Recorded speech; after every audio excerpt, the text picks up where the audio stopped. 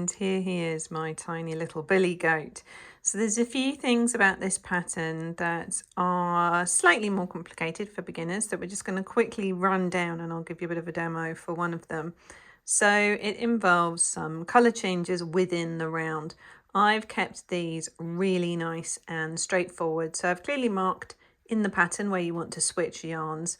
And as you can see, what this does by switching the colours is just gives him a tiny little bit of a forelock. So you can follow that in the pattern and switch in and out the colours, or you can just leave your colour change until the defined colour change that happens at the end of the round rather than within it. So I don't think that's going to make a huge difference to the overall look of your goat. And if you want him to still have this little sort of bangs section at the front of his forehead, you can hand sew that on afterwards if you prefer. The ears are a long tube from a magic circle, so that's a magic circle of 6, and then simple 6 stitches in each round, 1 into each stitch of the magic circle. And then this is a chain of 5.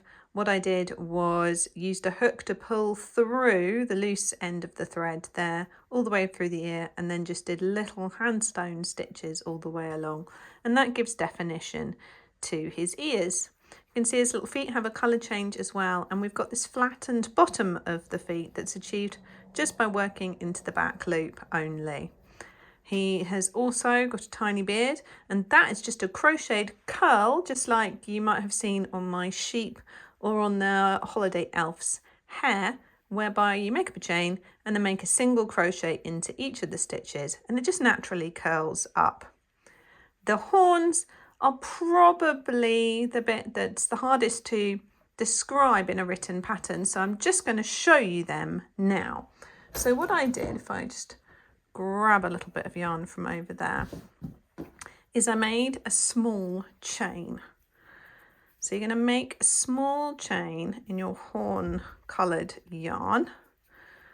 Let's make 12 stitches. 3, 4, 5, 6, 7, 8, 9, 10, 11, 12. And then just like for the beard, you're going to work missing the first one as the first single crochet, a single crochet into each one of those stitches.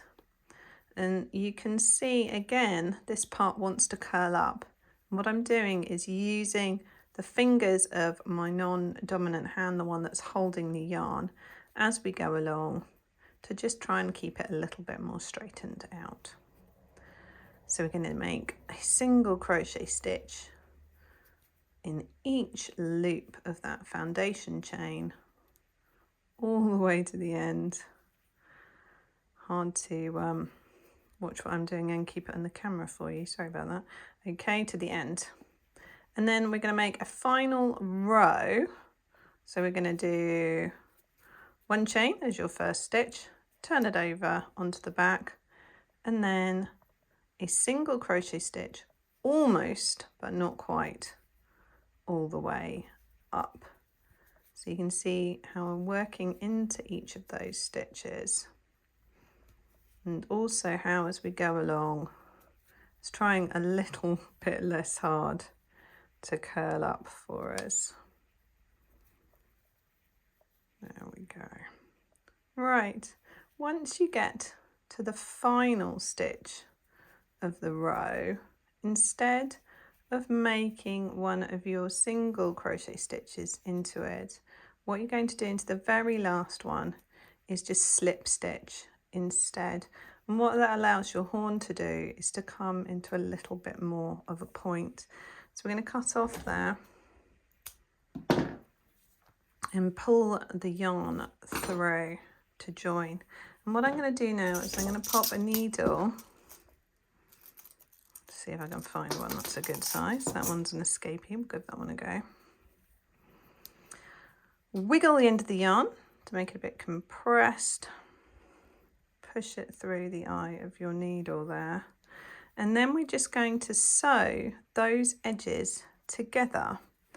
So I'm going to take the needle and push it through one side of each stitch. Oh, got my tail of my yarn in there as well, and all that does is it holds the sides together makes it so that it makes a tube, but the tube will slightly pull, giving it that curved appearance of the horn. So it looks a little bit thicker than just doing your single crochets and allowing it to form a curl. And it gives that slight bend still. It gives the illusion of the goat's horn.